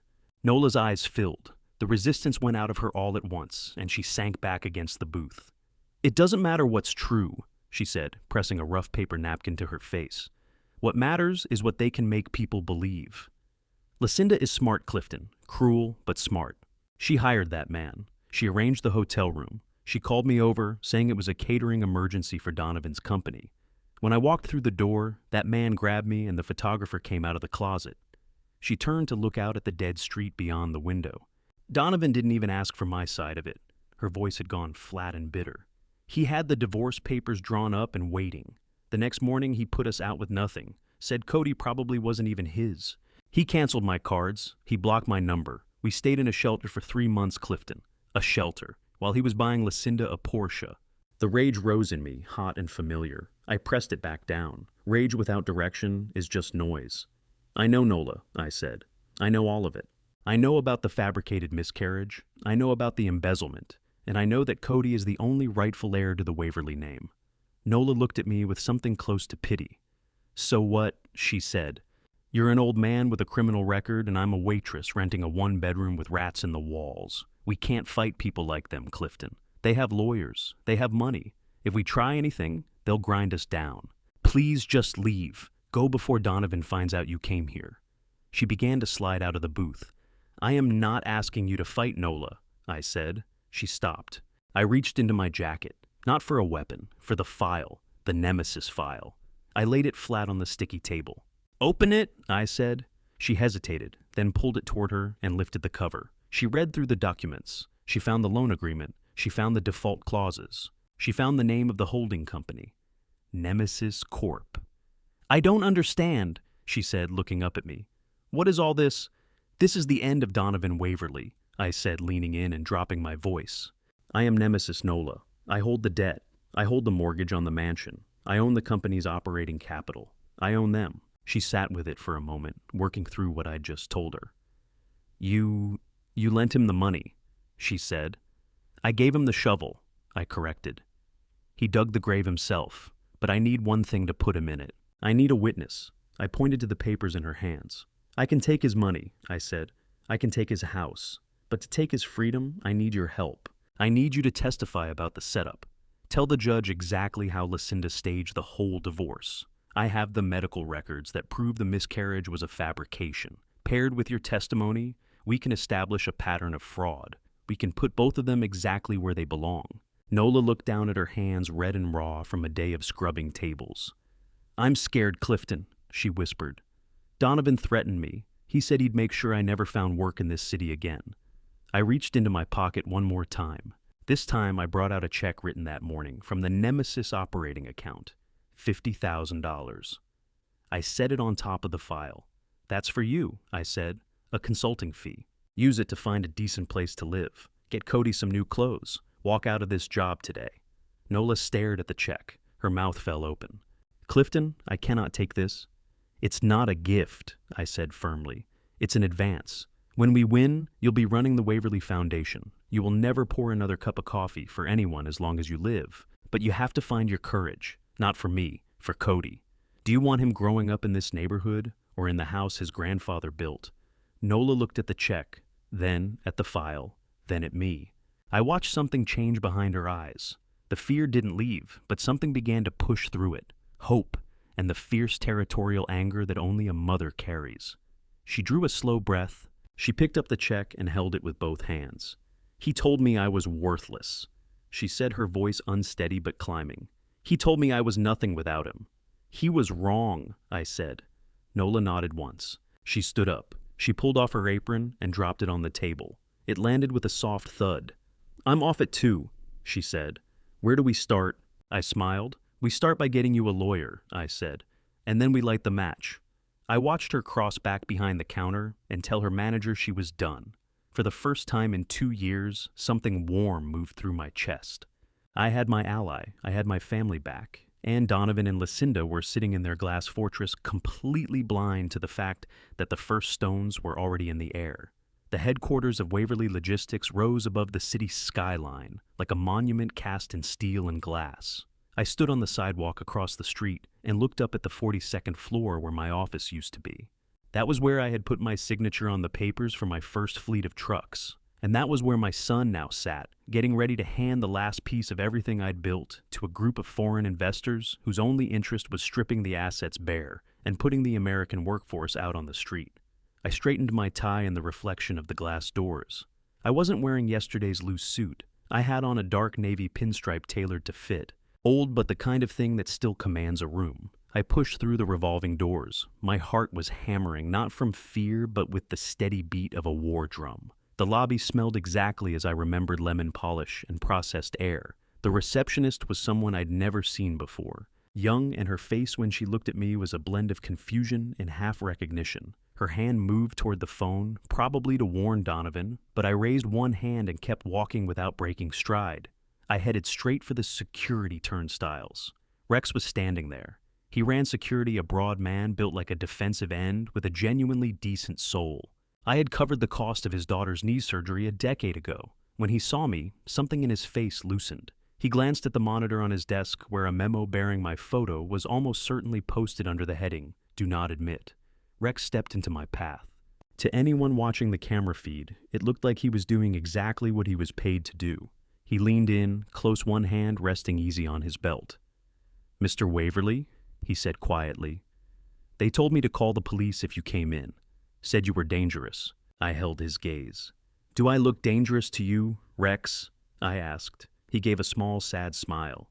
"You look like the man who owns this building to me," he murmured. He slipped a key card from his pocket and touched it to the sensor. The gate beeped green and swung open. "Give them hell, sir," Rex said, stepping back. I acknowledged him with a nod and walked to the private elevator. The doors closed around me, sealing out the noise as the floor numbers above the panel climbed toward 42. I felt the weight of the past 2 years beginning to lift off my shoulders. I was going up, I was going back. The elevator chimed at the 42nd floor. The doors parted directly into the executive lobby. The boardroom was straight ahead, its double glass doors frosted to opacity, the shapes of people inside visible as shadows. I could already hear Donovan's voice, high and rapid. The voice of a man trying to offload a sinking asset before anyone looks too closely at the hull. I crossed to the doors. I did not knock. I put both hands to them and walked in. The room went silent the moment I appeared. 12 people were seated around the long oval table. 6 of them were the foreign investors' men in tailored suits whose expressions gave away nothing. 4 were remaining board members, all appointees Donovan had installed himself. And at the head of the table stood Donovan, one hand still frozen mid-gesture toward a projection screen showing a liquidation profit chart. He stared at me as though I had stepped out of the wall. "Security," he shouted, his voice cracking on the word. "How did you get in here? Rex, get up here." I walked around the far end of the table and set my briefcase down on the mahogany surface with a deliberate thud. "Rex is occupied," I said, letting my voice reach every corner of the room. "And this meeting is being held without proper authorization." Donovan went crimson. "Get out!" he shouted. "You have no standing here. You're a convicted felon. You were removed from the board. You have no shares, no voting rights. You are nobody." The lead investor, gray-haired, cold-eyed, not a man who enjoyed surprises, looked back and forth between Donovan and me without warmth. "Mr. Waverly," he said, directing it at Donovan. "Is this going to become a problem? We were given assurances that the family situation was behind you." It's resolved," Donovan said, dabbing sweat from his forehead. "My father has been experiencing confusion. He has no legal standing whatsoever. We can proceed to the vote. I hold 51% of the voting stock. I've authorized the sale." He looked down the table at the board members. "Vote," he said. "Raise your hands. Approve the sale." I reached into the briefcase. "Before anyone raises a hand," I said loud enough to freeze the room, "you might want to check your arithmetic, Donovan." I lifted out a stack of papers. They were not the kind of crisp documents that come out of a high-priced law firm. They were creased. A few had coffee rings. Some were written by hand. "You're correct," I went on. "I hold no shares. You made sure of that. But what you neglected to account for was the employee stock ownership plan." Donovan let out a short, nervous laugh. "The ESOP," he said. "Those are fractional stakes. The drivers, the mechanics, the office staff. They're irrelevant." I laid the papers across the table one at a time, spreading them out the way you'd fan a deck of cards. "You've got that backwards, son," I said. "They are the company, and over the past 24 hours while you were orchestrating your gala and picking out jewelry for your wife, I was visiting them. The break rooms, the loading docks, the repair shops." I held up one sheet. "This proxy was signed by Dave Miller, head mechanic, 30 years with this company. This one came from Mrs. Higgins, your former executive assistant whom you terminated last month.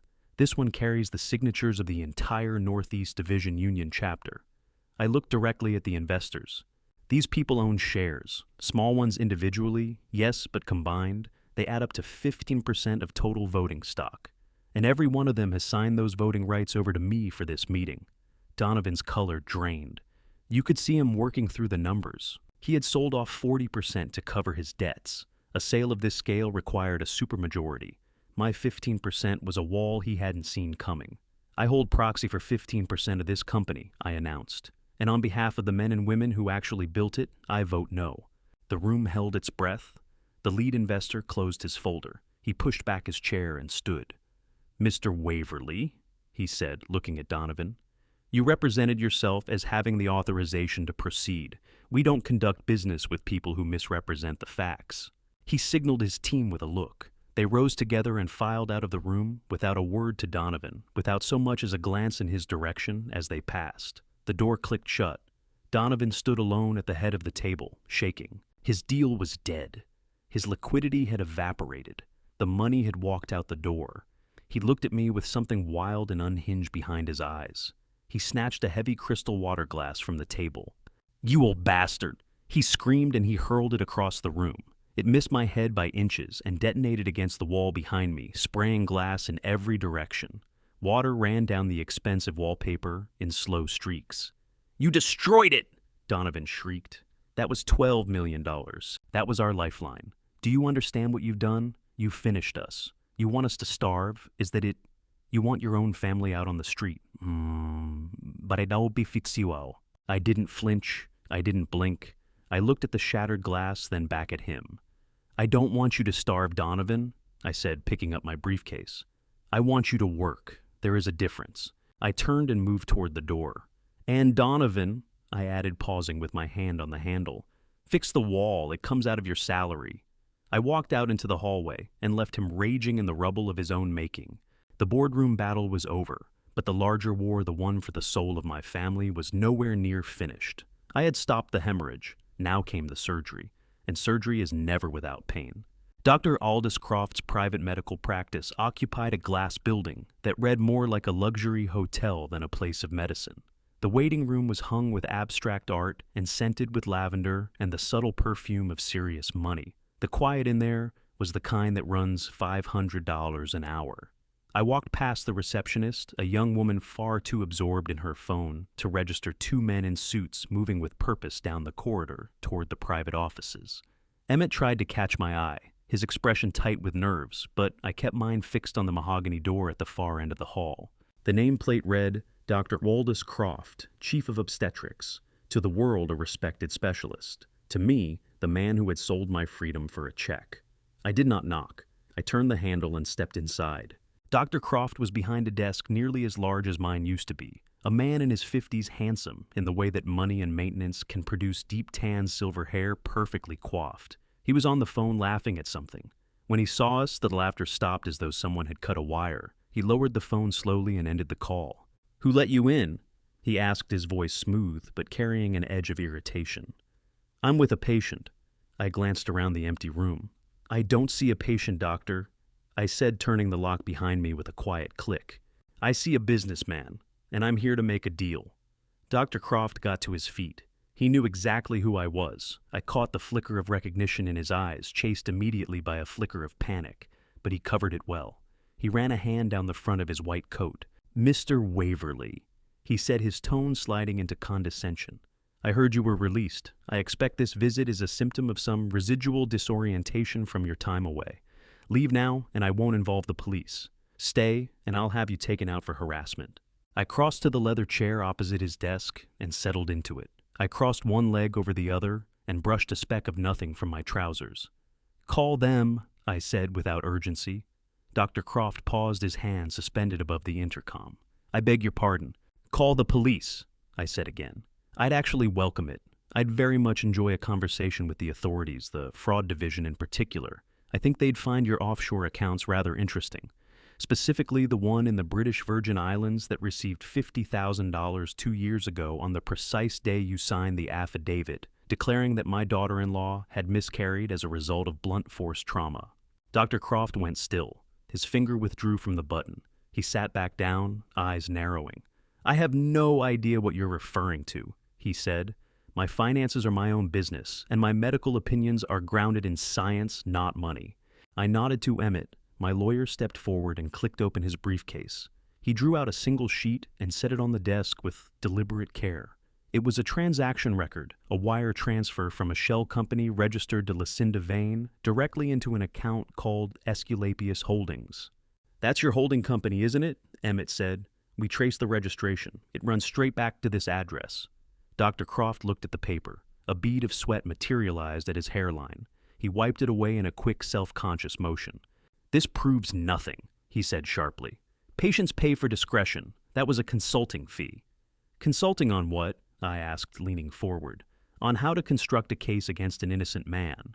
On how to manufacture a pregnancy loss from thin air." Dr. Croft brought his hand down hard on the desk. "Get out!" he shouted, his composure finally fracturing. "You have no proof of anything. That affidavit was accurate. She came to me bleeding. There was bruising consistent with a fall. I treated her. I documented everything. You can't bully me, Waverly. I have allies on the medical board. I have lawyers who will take you apart." I let the silence sit. I let his fury fill the room and exhaust itself. I gave him all the space he needed to run out of words. Then I reached into my pocket and laid a second item on the desk. A photograph. Grainy pulled from a traffic camera. Dated May 14th, that's 6 years ago. 2 hours before Lucinda supposedly tumbled down the staircase at my home. It showed a motorcycle lying on its side on a wet road. A man stood over it surveying the damage. Sitting on the curb clutching her midsection was a woman with her helmet off. It was Lucinda. I slid the photo across the desk. "This was captured 5 miles from the city center," I said. "Single vehicle accident. The police report indicates the driver lost control on a slick section of road. The passenger declined medical treatment at the scene, said she'd go to her own doctor." I looked directly at him. "She came to you, didn't she?" Dr. Croft stared at the photo. His face had gone the color of old paper. "Oh, she came in injured?" I pressed on my voice unhurried and inexorable. "She was bleeding and in pain, but she didn't get that way falling down my staircase. She was on the back of a motorcycle with her lover, and she knew that if Donovan discovered she'd been reckless, if he found out about the other man, the prenup would have left her with nothing." Dr. Croft said nothing. His breathing had grown heavy, his eyes shuttling between the photograph and the door. "So she made a plan?" I said.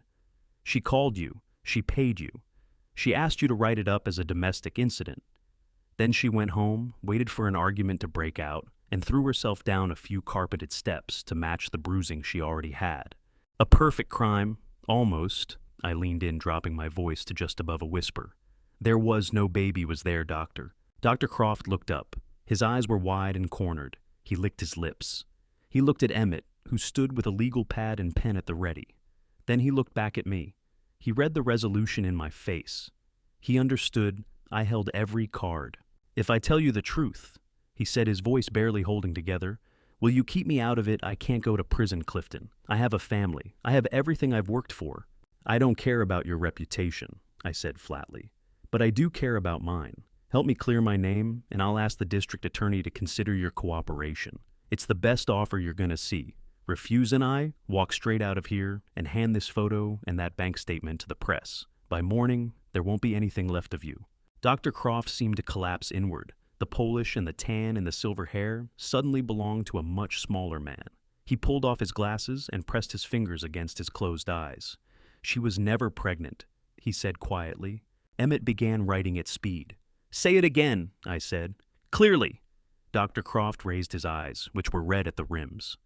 She was never pregnant with Donovan's child, he said. She had an ovarian cyst that had been causing her pain for months. She refused to have it addressed because she was trying to conceive, trying to lock down the marriage, but it wasn't happening. And the accident, I said. The accident ruptured the cyst, he said. That was the bleeding. That was the pain. She arrived here terrified. She told me she had been with a friend. She said Donovan would destroy her if he found out. She begged me to help her, said if I documented it as a miscarriage, she could lay the blame on the fall. It would solve everything. She offered me $50,000. I had gambling debts. I took the money. A wave of nausea moved through me. 2 years of my life. 2 years inside a cage for a cyst and a lie. And the stairs, I asked. She staged that herself, he said, shaking his head slowly. She arranged the whole thing. She wanted you gone. She told me you were digging too deep into the finances. She said you were a problem that needed removing. She called it 2 birds with 1 stone. I sat back in the chair. The room felt unsteady for a moment. The truth was uglier than anything I had let myself imagine. This wasn't merely greed. It was deliberate, calculated malice.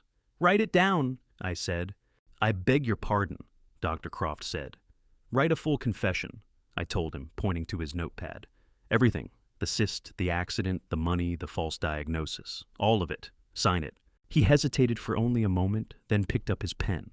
He wrote for 10 minutes without stopping. The only sounds in the room were the scratch of the pen against paper and the unsteady rhythm of his breathing.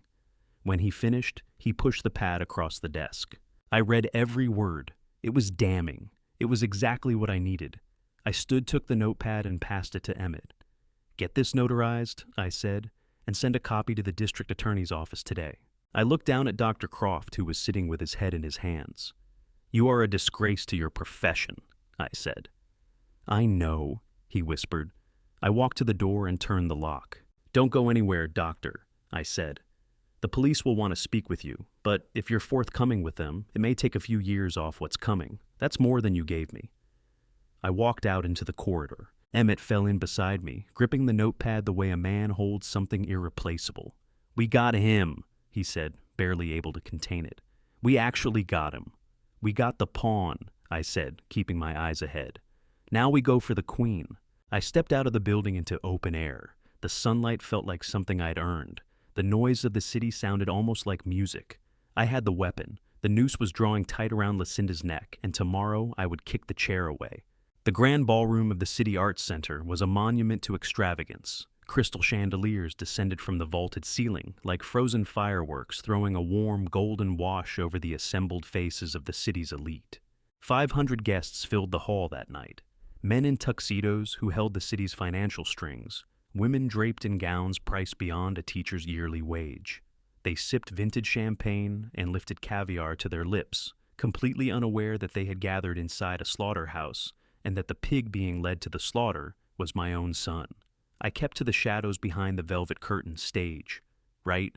The crowd couldn't see me, but I had an unobstructed line of sight straight to the podium. Donovan stood up there, soaking in the spotlight. Every inch of him looked the part of the triumphant CEO. His hair was immaculate, his smile wide and hollow. Lucinda occupied the front row, a necklace at her throat that I recognized immediately, another piece stripped from my late wife's collection. She applauded, gazing up at him with an expression of devotion I knew dissolved the instant the cameras stopped rolling. Donovan leaned into the microphone. His voice rolled through the hall with the ease of a man who believed his own performance. Ladies and gentlemen, he said, arms thrown open wide. Tonight is not simply about raising money for the arts. It is about legacy. My father, Clifton Waverly, built a great foundation, but the future belongs to innovation. The future belongs to those bold enough to embrace risk. And I am proud to announce that Waverly Logistics is entering a new era of prosperity. We are expanding. We are growing, and we are stronger than ever. I checked my watch. Exactly 8:00. The timing mattered more than anything. At that precise moment, in offices across the city and terminals across the globe, the automated press release from Nemesis Corporation landed on the news wires. At the same instant, the foreclosure notice was filed electronically with the county clerk, and most critically, a notification pushed itself onto every financial app on every smartphone in the room. It began as a ripple. One phone chimed somewhere near the back, then another. A pocket buzzed against someone's thigh. A purse vibrated against a chair leg. Within 10 seconds, the soft murmur of polite attention gave way to a strange electronic hum, the sound of 500 devices absorbing bad news at once. And simultaneously, Donovan faltered. He felt the room shift beneath him. He watched the head of the Commerce Bank drop his eyes to his phone and frown. He saw the mayor lean toward his wife, whispering, finger pointed at the stage. "We are," Donovan stumbled, clutching for control. "We are committed to excellence." But the room had already moved on. Screens glowed everywhere, casting upturned faces in the cold blue light of shock. The headline was short and merciless. Waverly Logistics defaults. Nemesis Corp. seizes control. Assets frozen. Bankruptcy imminent. The whispering ignited. It swelled like a hive, disturbed the buzzing of angry bees filling every corner. I watched a woman in the second row angle her phone toward Lucinda. Lucinda looked at the screen. Her jaw fell open. She pushed to her feet, sending her chair toppling behind her. She stared at Donovan with eyes stretched wide in terror, shaking her head in frantic, wordless warning. Donovan looked baffled. He let out a nervous laugh, high and thin, the sound amplified painfully through the microphone. Is there a problem?" he asked. I stepped out from behind the curtains. I did not rush. I walked. My footsteps landed heavy and deliberate on the wooden stage. I moved up behind Donovan. He had no idea I was there until the crowd gasped. He spun around and lurched backward as though I'd scorched him. "Dad!" he breathed. "What are you doing here? Get off the stage." I reached out and took the microphone from his grip. He was too stunned to pull it back. I closed my hand around the stand and looked out across the sea of faces. I saw the shock. I saw the judgment. And I saw the understanding spreading through the room that the king they had buried was still breathing and the old lion had come home. "Good evening, everyone," I said. My voice was level, cold, unhurried. "I apologize for the interruption. My son was just speaking to you about the future of Waverly Logistics, but it appears he neglected to mention a few critical details about the present." I reached into my jacket and drew out the deed. The real one. The one transferred to Nemesis Corporation 5 minutes ago. "You all just received a notification on your phones," I went on. "It tells you that Waverly Logistics has defaulted on a major loan. It tells you that a company called Nemesis Corporation has exercised its right to seize all assets, the corporate headquarters, the fleet, the executive voting rights." I let the silence breathe. Every word of that is true. But there is one detail the news report left out. It does not say who owns Nemesis Corporation. I turned and looked directly at Donovan. He was trembling. His face had gone the color of ash, the pieces assembling themselves behind his eyes. The loan, the trap, the man standing in front of him. "I own it," I said, turning back to the crowd. The room exhaled in one collective gasp. "I am Nemesis," I said, my voice climbing. "I am the creditor. I am the bank. And as of 8:01 this evening, I am the sole owner of Waverly Logistics." Donovan seized my arm. "You cannot do this," he hissed. "That loan that was private equity, you tricked me." I pulled free of his grip. "I did not trick you, son. I tested you, and you failed. You bet the company on a lie. You leveraged my legacy to fund your wife's greed. The bill is now due." I looked down at Lucinda in the front row. She had gone rigid. She looked ready to bolt, but there was no exit worth taking. "And there is one more thing," I said back into the microphone. "The collateral for the loan included every personal asset pledged by the guarantor. That means the cars, that means the accounts, and that means the house." I pointed at Donovan. "This gala is over. The company is under new management, and my son is officially without a home." The silence that followed was total, the silence of a guillotine blade suspended at its apex. Then Donovan snapped. The humiliation crushed something inside him, the loss of his standing. His money, his entire identity shattered in front of the very people he had spent years trying to impress. He let out a raw primal scream. "You stole it!" he shrieked. "You thief, I will kill you!" He lunged at me. His hands curved into claws driving toward my throat. He wanted to choke the life out of me right there under the stage lights.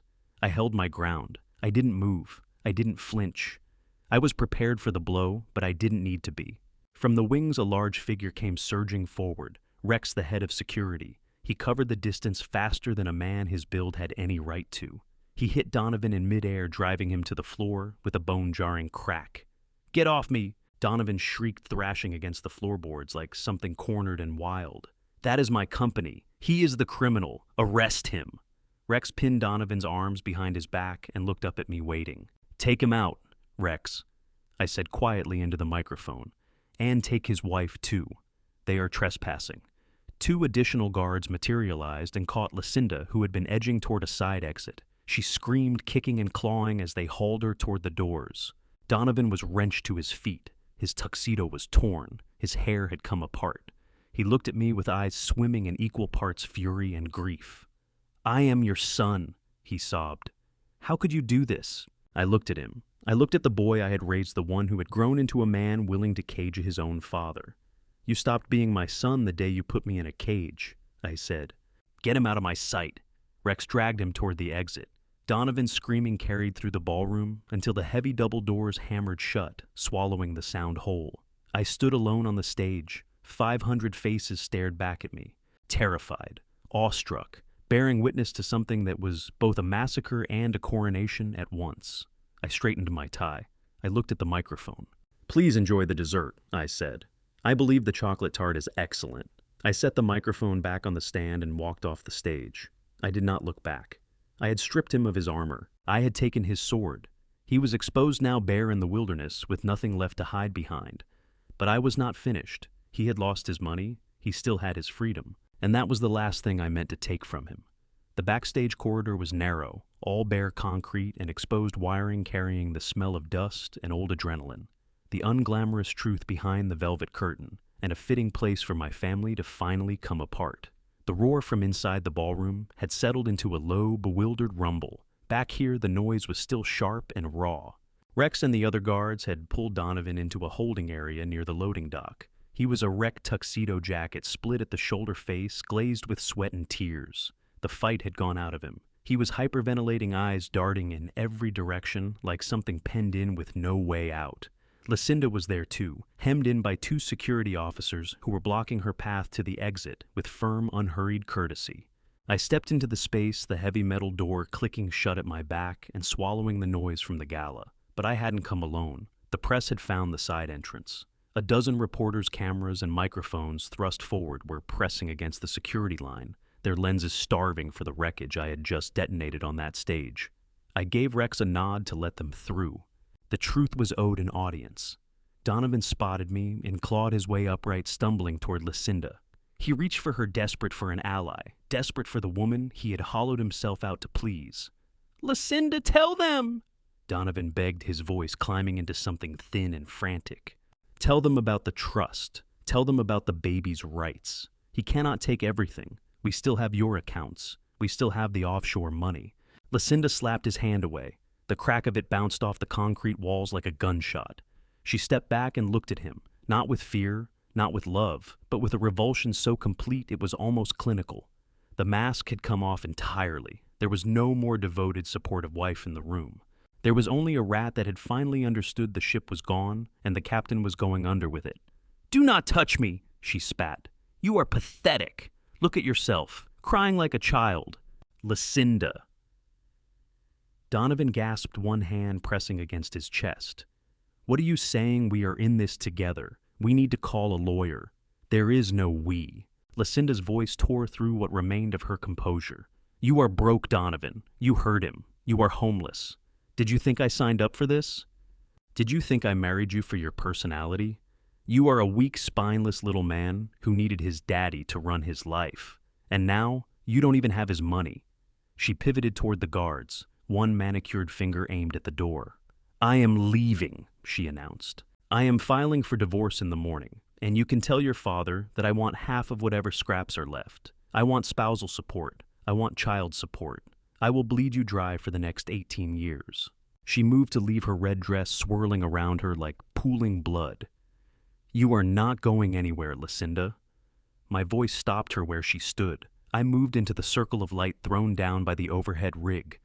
The reporters lifted their cameras' shutters, firing in rapid bursts. Lucinda wheeled around, slowly, eyes narrowing to slits. "Get out of my way, old man," she hissed. You got your company back. Congratulations. Now let me go. I have a son to raise. I reached into my inner jacket pocket. This was the moment the last nail driven clean. You do not have a son with Donovan, I said, my voice level. The silence that came down was dense. Donovan looked up, face streaked in raw confusion and panic, fighting each other behind his eyes. What? Donovan whispered. What did you just say? I crossed to him. The anger had left me. What I felt looking at him now was something closer to pity. I held up a document. It was the paternity test I had ordered run from the DNA sample I had pulled from the diaper, retrieved from the trash on my first visit to the mansion. I put the paper in Donovan's hands. Read it, I said. Donovan took it. His hands were trembling so badly the page shook. He worked through the numbers, the clinical language, and then reached the final line at the bottom. Probability of paternity, 0%. His mouth opened and closed without producing a sound. He looked at Lucinda. Lucinda, he choked. What is this? Lucinda's face drained to white. She lunged for the paper, but Rex stepped into her path. It is a lie, she shrieked, turning to face the cameras. He forged it. He is trying to frame me. I produced the second document, the confession from Dr. Croft.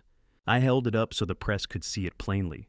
And this, I said, projecting clearly toward the microphones, is a sworn affidavit from Dr. Aldous Croft. It details how Ms. Vane paid him $50,000 to fake a miscarriage 2 years ago. There was never a baby then, and the baby she has now. I turned my gaze onto Lucinda, who had backed herself against the wall, trembling. I did some digging, Lucinda, I said. I pulled the visitor logs from the gym you frequent. I checked the credit card receipts for the hotel rooms. Then I ran a second DNA comparison. I drew out a photograph. It showed the personal trainer, the man with the tattoo on his neck. Meet the real father, I said, and dropped the photo at Donovan's feet. Donovan looked at the photograph. He looked at the paternity test.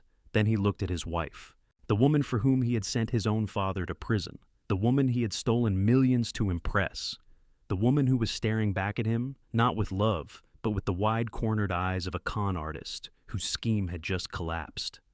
Is it true? Donovan whispered. His voice was broken, the sound of glass being ground down by machinery. Lucinda said nothing. She didn't need to. Her silence was a full confession. And then Donovan screamed, not with rage, with agony. It was the sound of a man discovering that everything he had built his world on was a hallucination. He went down on his knees against the dirty concrete floor. He seized his own hair, pulling hard, rocking forward and back. I put him in jail! Donovan wailed, driving his fist into the ground until his knuckles split and bled. I put my own father in jail for you. I destroyed my life for you, and it was all a lie. He lifted his eyes to mine, wide, bloodshot, filled with a horror that would not leave him easily. He sobbed. Dad, I didn't know. I swear I didn't know. She told me you hurt her. She told me the baby was mine. I looked down at him. He was a hollowed-out thing, a ruin. Ignorance is not a defense, Donovan. I said, my voice cold and even. You chose to believe a lie because the truth was too uncomfortable to face. You chose her over your own blood. Donovan lurched toward Lucinda on his hands and knees, grabbing the hem of her red dress. You monster! He screamed, hurling the words at her like stones. You killed us! Lucinda kicked free of his grip. She glanced at the cameras, understood in that instant that her life as a socialite was finished and finally broke apart. She sank down the wall and buried her face in her hands, sobbing, not for anything she had done, but for everything she had lost. I turned to face the press. You have your story, I said.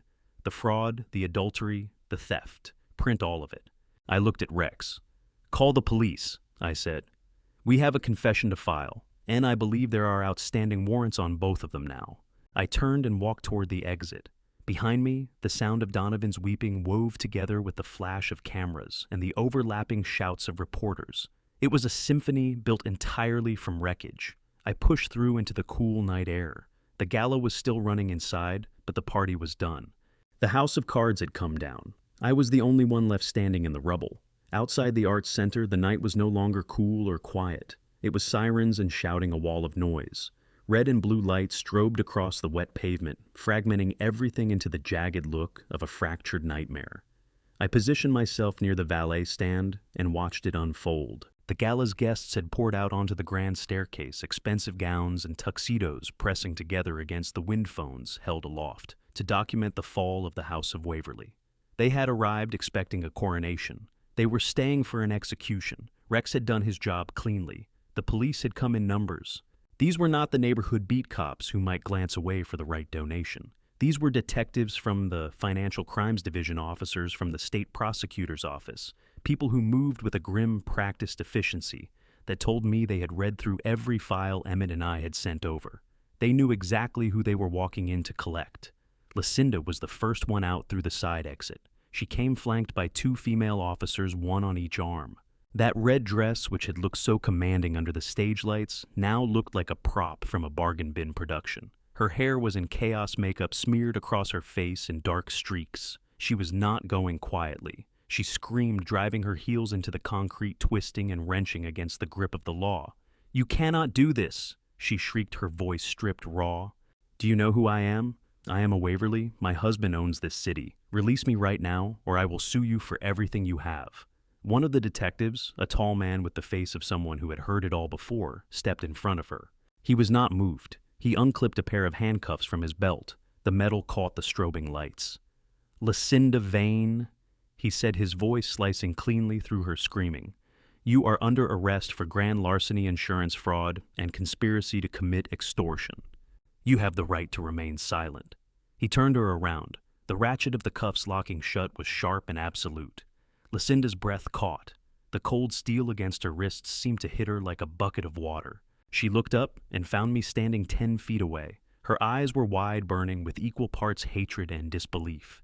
She drew breath to curse me, but the officers were already moving her forward, steering her toward a waiting cruiser. Her head dipped as she was guided into the back seat, and the heavy door slammed shut on whatever she was screaming. Then came Donovan. He came out slowly. There was no resistance in him. He moved like a man walking his last road. His tuxedo jacket had been lost somewhere in the backstage chaos. His white shirt was torn and marked with dirt. He blinked against the hard glare of the police lights, disoriented and hollowed out. When the officers approached, he raised his hands without being told, a gesture of surrender that should have come 2 years earlier.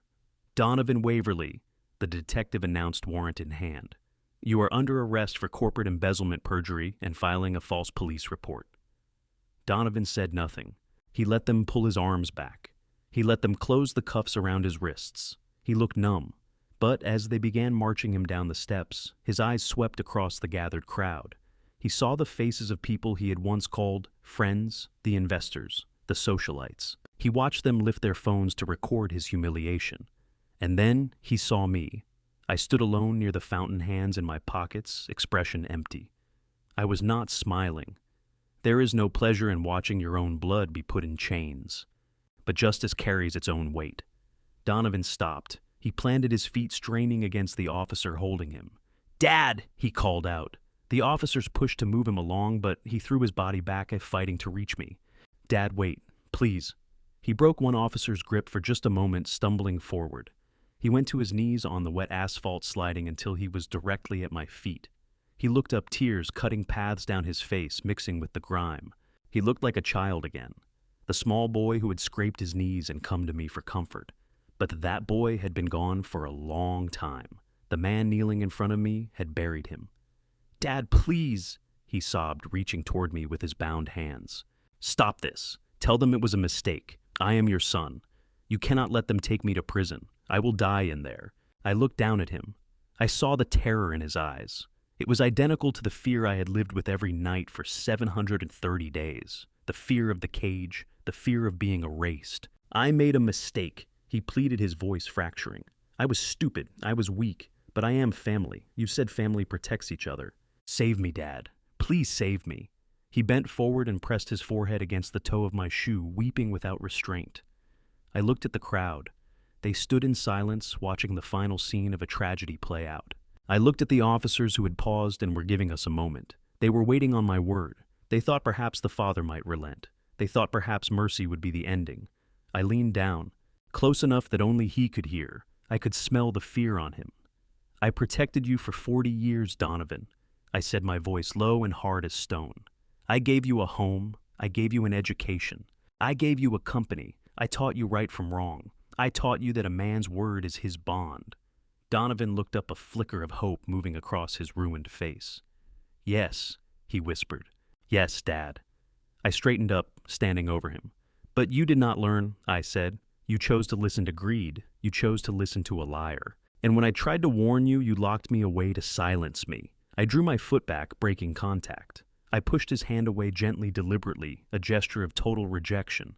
I have taught you everything I can, son, I said, my voice cold. And you failed every test. So now I am sending you to a new school. Donovan's eyes stretched wide with horror. No, he gasped. No, Dad, please. Let prison teach you, I said. Maybe the walls will show you the value of freedom. Maybe the silence will show you the value of truth. Because I am done teaching you. I looked up at the officers. Take him, I said. Donovan screamed. It was a long, agonizing wail that ripped through the night air. The officers seized him by the shoulders and hauled him upright. He thrashed and kicked, his eyes locked on mine, full of betrayal, but I held his gaze. I watched them drag him toward the second cruiser. The press surged, flashbulbs detonating like lightning, throwing his contorted face into stark relief one final time before he was pushed into the back seat. The door slammed shut. The lock clicked. The sirens rose as the cars rolled away, their red lights dissolving into the dark, taking with them the rot that had eaten into my life. I stood in what remained the rain beginning to fall again, rinsing the pavement clean. The guests drifted apart, murmuring quietly, eyes sliding away from mine. They understood that the man standing by that fountain was not merely someone who had survived. He was something else entirely. I breathed in. The air was cold and clean. My son was gone. My daughter-in-law was gone. My house was empty. But for the first time in 2 years, I was not alone in the way that had mattered. I had my dignity. I had my truth. And tomorrow, I had a company to rebuild. Morning light came through the floor-to-ceiling windows of the executive suite on the 42nd floor, clean, sharp light, nothing like the gray weight that had pressed down over the city the day I was released. The office had been restored to itself. The treadmill was gone. The mirrors were gone. My mahogany desk sat in its proper place, polished until the city skyline was reflected in its surface. The room smelled of fresh coffee and good leather. It smelled of order returned. I sat in my high-backed chair, working through the final stack of documents. My hand was steady. The signature was bold and sweeping, the same hand as 30 years ago. Across from me sat Nola. She was no longer the frightened waitress in a stained uniform, hiding in a diner booth. She wore a tailored navy suit that fit her as though it had been made for her. Her hair was styled, and behind her new glasses her eyes were sharp and clear. She was moving through the quarterly projections on her tablet, tapping the screen with the ease of someone who had always belonged in this room. I had made her chief financial officer 2 weeks prior. Several board members had raised their eyebrows at her absence of corporate credentials until she uncovered 3 hidden accounts Donovan had used to drain money from the company. After that, they went quiet. She had the one qualification that outweighed any degree. She had integrity. I set the pen down. It was finished. The Clifton Waverly Legal Defense Fund is officially established, I said, sliding the paper across the desk. $5 million in initial funding. It will provide top-tier legal representation for elderly people being financially exploited by their own families. No one should rot in a cell because their children want an early inheritance. Nola took the document and smiled a real smile, the kind that reached her eyes. It is going to change a lot of lives, Clifton, she said. I have already hired 3 lawyers from the district attorney's office to lead the team. They start on Monday. Good, I said, settling back into the chair. And how is Cody? He loves the new school, she said, her whole face changing. He asked if Grandpa is coming to his soccer game on Saturday. Something warm moved through my chest that had nothing to do with money or power. Tell him I will be there, I said, and tell him I am bringing the orange slices. The intercom on my desk buzzed, cutting through the moment. My assistant's voice came through, carrying a note of hesitation. Mr. Waverly, she said, I have a collect call from the state correctional facility. It is Donovan. Do you want me to block it? I looked at the phone. The red light was blinking. A steady rhythmic pulse. A warning. Nola looked up at me, her expression drawing tight. She didn't say a word, but I understood exactly what was moving behind her eyes. She was thinking about the fear, the threats, the years of being maneuvered. I held my gaze on that light for a long moment. 2 years ago, I would have picked up before the second blink. I would have scrambled to untangle whatever wreckage he'd created. I would have posted bail, brought in the best legal minds, and buried the evidence under a mountain of money. But the man who used to do those things no longer existed. He had been extinguished in a prison cell, and in his place stood only the nemesis. "Put him through," I said, "but keep it on speaker." A click, then the automated recording notice. Then came breathing ragged and unsteady, and beneath it the sounds of that world. Metal doors, slamming voices bouncing off concrete, the ambient noise of a place with no peace. "Dad," Donovan's voice broke through the speaker, thin and frantic. "Dad, are you there?" "I'm here, Donovan," I said, my voice flat as a still pond. "Oh, thank God," he sobbed. "Dad, you have to help me. This place, it is a nightmare. The public defender you left me with is useless. He says I am looking at 10 to 15 years. 10 years, Dad. I will be 50 years old when I walk out. You have to get me a real lawyer. Get Emmett, please. I know you are furious, but you cannot leave me to rot in here." I listened to him beg. I waited for some trace of genuine remorse. I waited to hear him ask about his son. I waited for even a single word of apology to Nola. Nothing came, only his own suffering, his own demands. Even in handcuffs behind bars, he was still the same self-consumed boy who had always believed the world was his to draw from. "I am not angry, Donovan," I said, my voice even. Anger would mean I was caught off guard, and I am not surprised by anything anymore. "Dad, spare me the speech," Donovan snapped, panic cracking through. "I need money. I need an appeal. You have millions. Just move something into my commissary account at the very least. I am hungry, Dad. The food in here is sludge." I glanced at the sandwich sitting untouched on the corner of my desk. "The food is supposed to be bad, Donovan," I said. "It is prison. I ate it for 2 years. You will adjust." "Dad, please!" He broke into a wail. "I am your son. Blood is thicker than water. You always said that. You always said that." I reached out and let my finger rest above the disconnect button. "I did say that," I replied. "But I learned something in the dark, Donovan. Blood may run thicker than water, but it can also run toxic. And when a limb has gone gangrenous, you do not keep it simply because it belongs to you.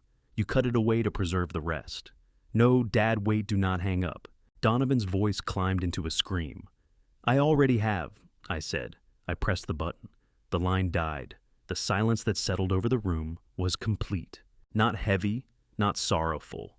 Light. The feeling you get when you set down a pack you have been carrying for years on a long and punishing road. I looked at Nola. She was watching me, eyes glistening, not with grief, but with the quiet recognition of someone who understood. "Are you okay?" she asked, her voice gentle.